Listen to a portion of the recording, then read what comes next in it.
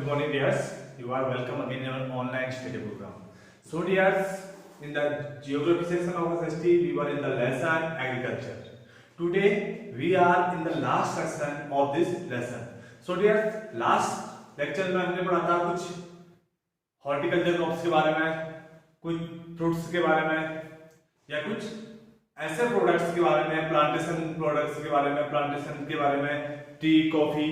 और आज हम जो हमारे कुछ बचे हुए प्लांट्स हैं, मेनली एग्रीकल्चरल ग्रेन्स हैं, आज हम उनके बारे में पढ़ेंगे। So we should start from cotton. It's a kharif crop. यह एक खरीफ क्रॉप है, मींस जो क्रॉप अप्रैल मई में बोई जाती है और 6 to 8 मंथ्स में जो मैच्योर होती है। Mainly produce in Maharashtra, MP and Gujarat. और जो एक कॉटन की जो क्रॉप है, जो कॉटन का जो प्रोडक्शन है, मेनली महाराष्ट्र, मध्य प्रदेश एंड गुजरात में इसका प्रोडक्शन किया जाता है। Second one, it's a fibre crop. यह एक फाइबर क्रॉप है, ये रेशेदार इसे कहते हैं। Grown in black soil. और जो सबसे अच्छा जो कॉटन माना जाता है वह कॉटन ब्लैक सॉइल में प्रोड्यूस्ड होता है। वह एक ऐसे कोस्टल एरिया जो है वहां पर बहुत अच्छा इसका प्रोडक्शन होता है। India is the third largest producer. और पूरी दुनिया में इंडिया इसका थर्ड सबसे बड़ा सबसे बड़ा जो प्रोड्यूसर है वो इंडिया है। Geographical conditions. अब इसके लिए कौन कौन से जियोग्राफिकल कंडीशन की हमें जरूरत होती है। It needs high temperature. इसके लिए टेम्परेचर हाई चाहिए, बहुत ज्यादा गर्मी की जरूरत होती है। Light rainfall and irrigation. इसके लिए इरिगेशन की जरूरत भी होती है और बहुत ज्यादा बारिश की इसके लिए जरूरत भी होती है। 210 फ्रॉस्ट फ्री डे, मींस कि एक ऐसा समय चाहिए इसे होने के लिए जहां पर फ्रॉस्ट ना पड़े। 210 डेज चाहिए इसको पूरी तरह से पकने के लिए, इसको मैच्योर होने के लिए। और लेकिन वह मैच्योरिटी कब आएगी? जब इसे 200 डेज मिलेंगे, वो भी फ्रॉस्ट फ्री। Bright sunshine. इसके लिए धूप की बहुत ज्यादा, सनशाइन की बहुत ज्यादा जरूरत होती है। Required 6 to 8 months to mature. और इसको मैच्योर होने के लिए, ग्रोन से लेकर राइपनिंग तक, मैच्योर होने तक, इसको 6 से 8 मंथ्स की जरूरत होती है। Next point is jute. जो हमारा नेक्स्ट प्रोडक्शन है वो है जूट का। Grown in West Bengal, Bihar and Assam. यह जो प्रोडक्शन है, जो जूट का जो प्रोडक्शन है, वह ईस्ट इंडिया और नॉर्थ ईस्ट इंडिया में। जैसे ईस्ट इंडिया में कौन कौन सी क्रॉप है? वेस्ट बंगाल ईस्ट इंडिया में है, बिहार, ये जो स्टेट है उनमें, और नॉर्दर्न ईस्ट है आसाम। यहां पर इसका जो मेन प्रोडक्शन होता है मेन रूप से किया जाता है। Known as golden fibre. इसे गोल्डन फाइबर के नाम से जाता है क्योंकि इसका बहुत ज्यादा यूज है। Requires high temperature to grow. और इसकी ग्रोथ के लिए भी हाई टेम्परेचर की जरूरत होती है। प्रोडक्ट्स कौन कौन से बनते हैं? गनी बैग्स, रोप, मैट, एक्स्ट्रा। अब इससे जो मेन प्रोडक्ट्स बनते हैं, गनी बैग है, रोप है, मैट्स है या कारपेट्स हैं, इससे उनका प्रोडक्शन होता है वो जूट से होता है। Next one is rubber.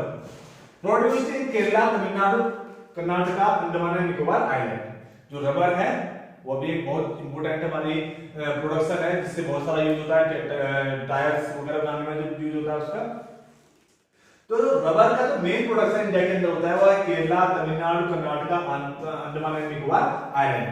Second one, requires hot and humid climate. इसके लिए हॉट और ह्यूमिड क्लाइमेट की बहुत ज्यादा जरूरत होती है। यानी यह भी क्या है? प्लांटेशन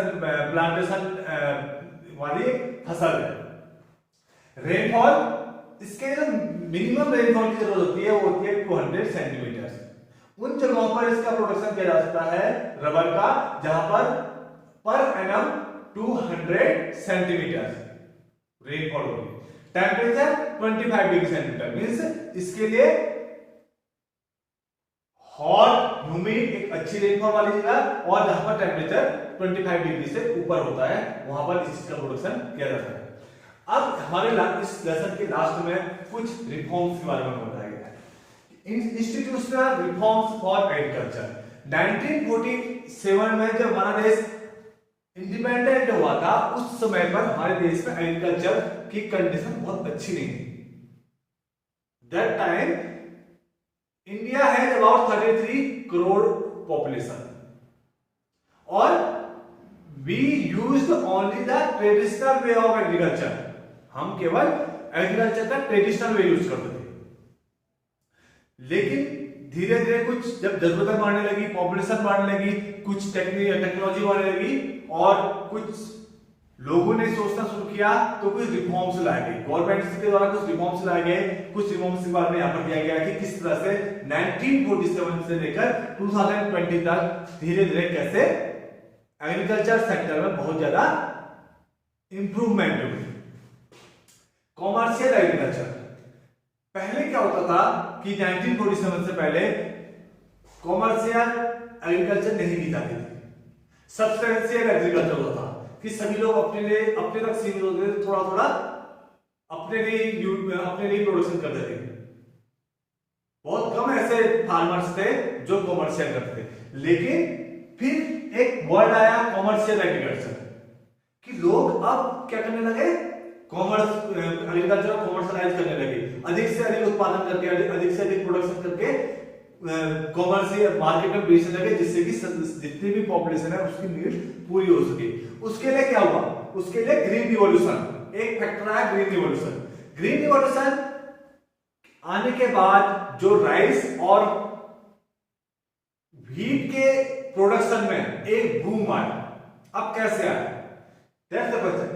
ग्रीन रिवॉल्यूशन का अर्थ था HYV seeds, insecticide, pesticide, tractor, harvesting machine, thresher, इन चीजों का यूज करना। कि अब जो इंडियन फार्मर्स थे, जो बड़े फार्मर्स थे, big farmers, for example UP के फार्मर्स या हरियाणा या पंजाब के जो फार्मर्स थे, अब वो ट्रेडिशनल एग्रीकल्चर से उठकर मॉडर्न एग्रीकल्चर की ओर आ गए थे। हम लोगों ने एचवाईवी सीड्स का यूज करना शुरू कर दिया, यूरिया का यूज करना शुरू कर दिया, इंसेक्टिसाइड, पेस्टिसाइड। बड़े बड़े जो फार्मर्स थे वो क्या करने लगे, ट्रैक्टर का यूज करने लगे, हार्वेस्टिंग मशीन का यूज करने लगे, थ्रेसिंग मशीन का यूज कर रहे थे। तो क्या होने लगा, तो इरिगेशन जो इक्विपमेंट था उनका यूज कर रहे थे। तो ग्रीन, इसको क्या कहते हैं, ग्रीन रिवॉल्यूशन कहते हैं। जैसे ही ग्रीन रिवॉल्यूशन का यूज हुआ, तो जो एग्रीकल्चरल प्रोडक्ट्स थे उनके प्रोडक्शन में एक बूम आया, एक बहुत बड़ा उछाल आया, जिस कारण से कॉमर्शियल एग्रीकल्चर का कॉन्सेप्ट आगे की ओर बढ़ा। एबोलिशन ऑफ जमींदारी सिस्टम, जो जमींदारी सिस्टम भी बहुत पुराने समय से हमारे देश में एक सिस्टम था कि सपोज कि जैसे कोई गांव है, विलेज है, तो उसमें हंड्रेड्स ऑफ फैमिलीज रहते हैं, लेकिन उसकी जो लैंड थी वह एक या दो फैमिलीज के कंट्रोल में होती थी, जो मोस्टली जो होती थी, और वही उन्हीं के पास खेती थी, तो उन्हीं के पास फील्ड्स थे, उन्हीं को एग्रीकल्चर करते थे। और जो बाकी के गांव के लोग थे वह सिर्फ वहां उनके घरों में जो जमींदार थे उनके घरों में काम किया करते थे, उनके खेतों में काम किया करते थे। तो और सभी को डिस्ट्रीब्यूट, जो लैंड थी वो सभी को डिस्ट्रीब्यूट थी। तो जब देश आजाद हुआ उसके बाद जमींदारी सिस्टम जो थी वो खत्म हो चुकी थी। अब जो जमींदारों के पास जो जमीन थी वह क्या की जाने लगी, वह सरकार ने अपने कंट्रोल में लेकर सभी गांव वालों को बांट दी, जिससे कि सारे के सारे लोग खेती कर सके और सभी को लैंड मिल सके और सभी की जो इकोनॉमिक कंडीशन है वह अच्छी हो सके। Next one, crop insurance. फिर गवर्नमेंट से ना क्रॉप इंश्योरेंस करना शुरू कर दिया। क्रॉप इंश्योरेंस मींस कभी खेत, अगर किसी फार्मर की जो क्रॉप है वह सूखे से, फ्लड से या किसी भी तरह से अगर खत्म हो जाती है, उसका उसे प्रोडक्शन नहीं मिलता है, तो वह इंश्योरेंस जो कंपनी होगी जिसने उस फार्मर का क्रॉप इंश्योरेंस कराया होगा, वह उसका मुआवजा देगी, कंपनसेशन देगी, जिससे कि जो फार्मर्स हैं उनकी कंडीशन खराब हो। नेक्स्ट वन, एस्टेब्लिशमेंट ऑफ ग्रामीण बैंक कोऑपरेटिव सर्विस सोसाइटी। अब जब इंडिया में बहुत बड़े बड़े बैंक थे, जहां तक गरीब जो फार्मर्स हुआ करते थे या फार्मर्स जो हुआ करते थे उनकी पहुंच नहीं होती थी, उनको लोन नहीं मिल पा रहा था। तो गवर्नमेंट ने एक काम किया, उन्होंने क्या कि ग्रामीण बैंक खोल दिया, जगह पे कोऑपरेटिव सोसाइटी खोल दिए, जहां से फार्मर्स को इजीली क्या मिल सकती है, ग्रामीण बैंक से लोन मिल सकता है, वो अपना अकाउंट वहां पर खोल सकते हैं।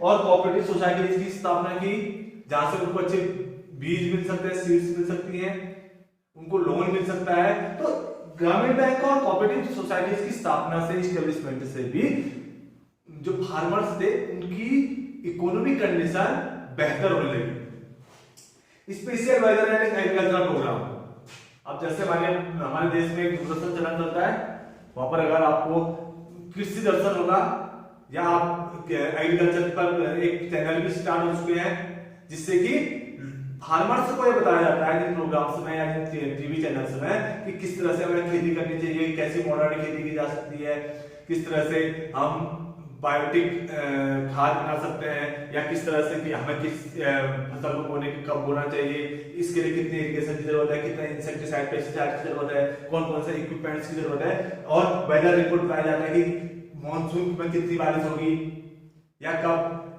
बारिश हुई, कब जो फार्मर्स हैं वो तैयार कर सकते हैं। तो इस तरह से स्पेशल वेदर और एग्रीकल्चर प्रोग्राम्स भी बहुत ज्यादा मात्रा दिखाए जाते हैं, जो फार्मर्स को हेल्प करते हैं कि वह टेक्निक्स सीखकर, वो एग्रीकल्चर की टेक्निक्स सीखकर क्या कर सकते हैं, अपने खेतों पर, अपने फील्ड्स पर उसे अप्लाई करके एक अच्छा प्रोडक्शन गेन कर सकते हैं।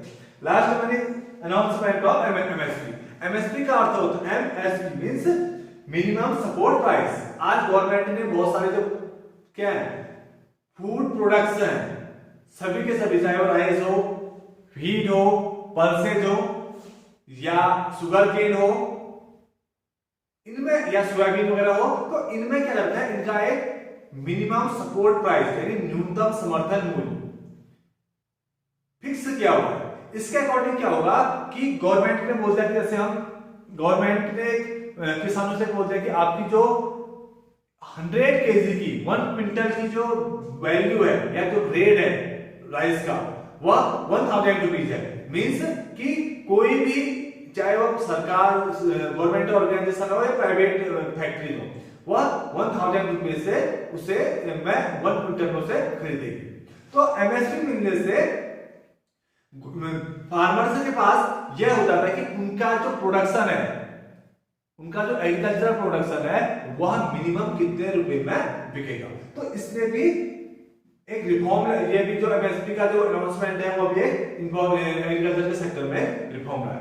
सो dear, it was our lesson agriculture and I hope you would watch the video, you would try to understand the concept of agriculture, and the homework for you, the practice work for you is to write the question answers from the NCERT book. Thanks, have a nice day.